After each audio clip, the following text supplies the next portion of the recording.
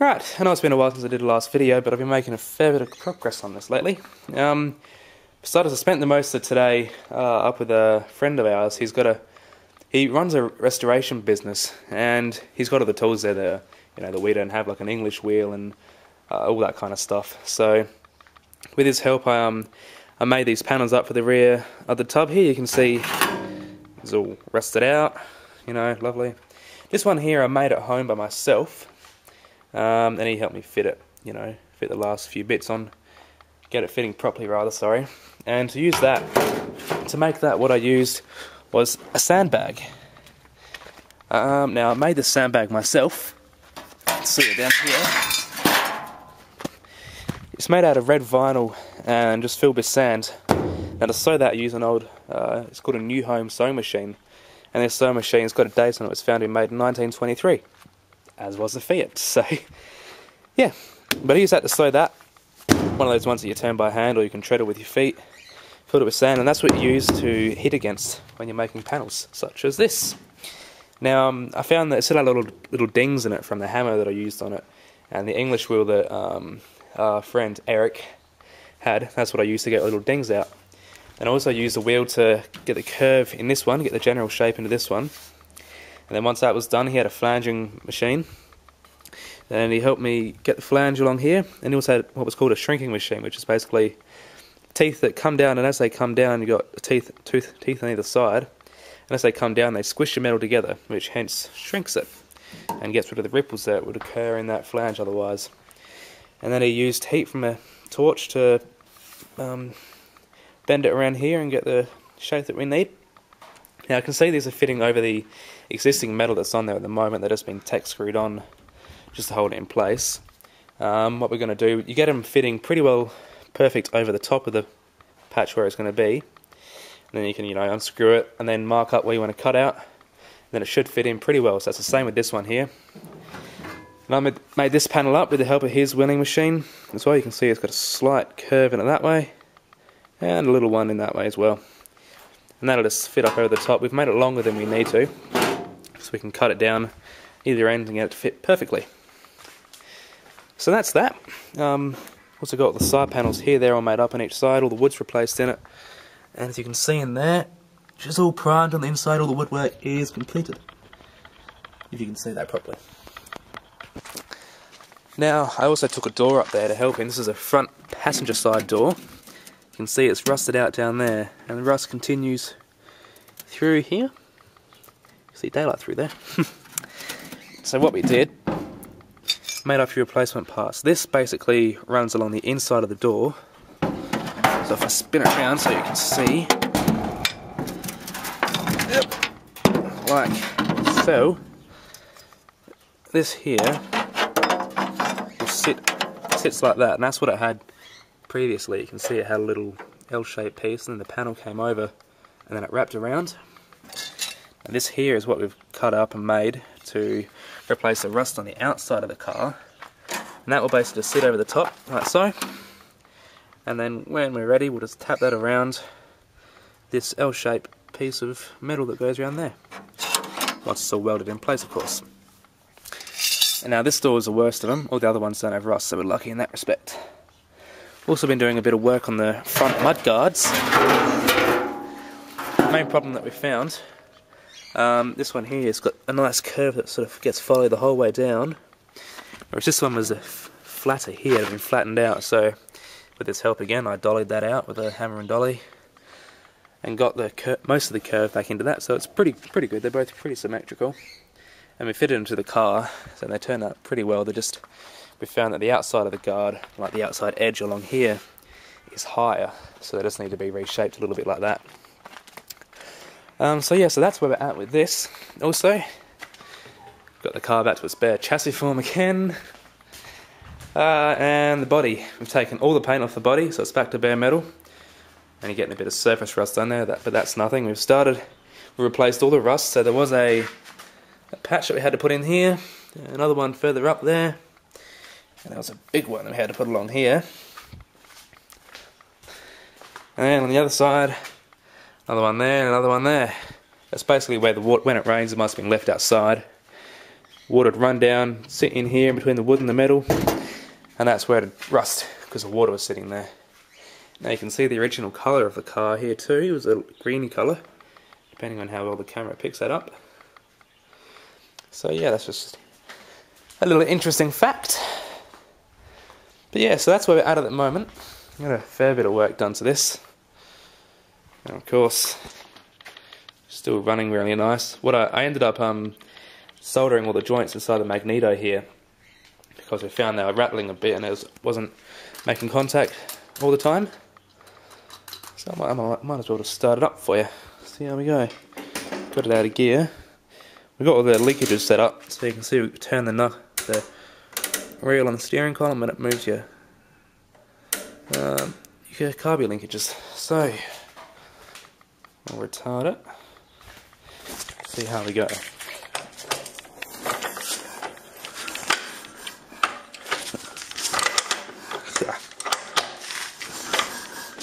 Come on. Any minute. There she goes. Easy as that to start.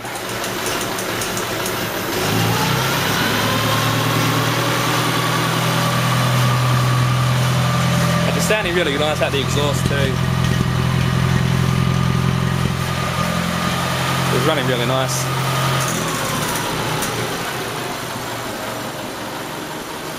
So that's going quite well.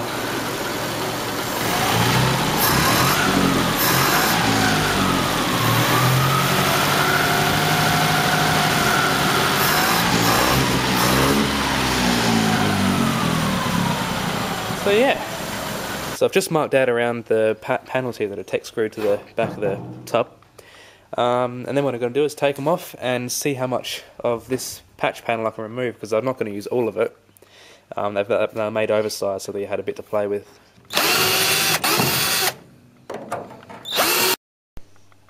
Alright, so what I've done is on the corner of this panel here, I've cut a diagonal across to take the corner off. Because when you weld these panels in, you don't want to be welding on a corner, otherwise it creates too much heat in one spot. And that'll of course, create warping and all other kinds of bad problems, so I've cut that off. I know it's only a small bit, but it should help, hopefully. Now I've got it all fitting on there pretty well.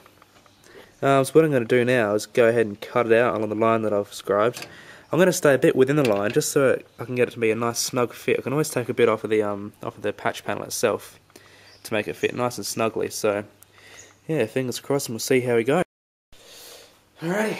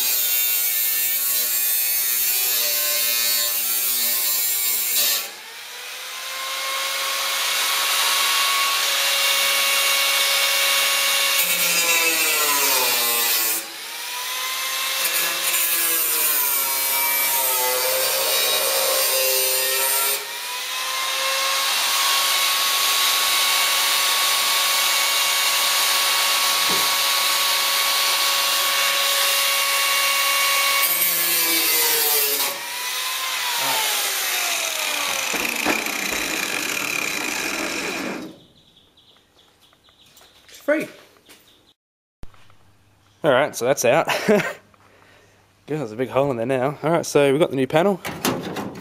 Let's see how it fits in. It actually doesn't fit too bad for something that I've made myself. Yeah, you can see we've got to put this big long bit that I've got up here, that's going to go across here, so none of this along here really matters a great deal. I just got a bit of tidying to do down the bottom. But yeah, all in all it doesn't fit too bad. I've got to take a bit more off there so that it lines up. This line can continue on up here. But apart from that, it doesn't fit too bad. Time to weld.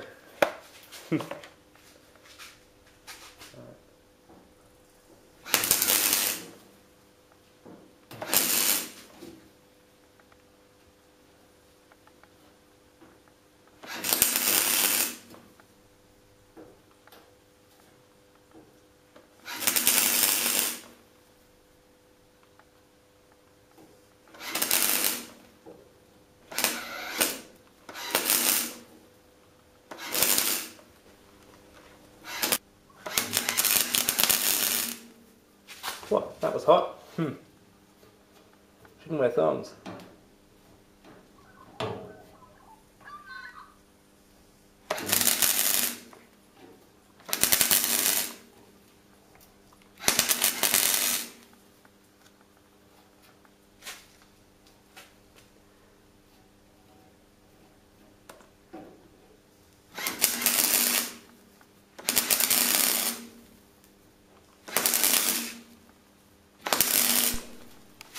So that's a few tack welds that I put on there just to hold it, and now I can tap down the highs and tap out the lows and get it fitting nice and flush around the whole thing, and then I can weld the rest of it on.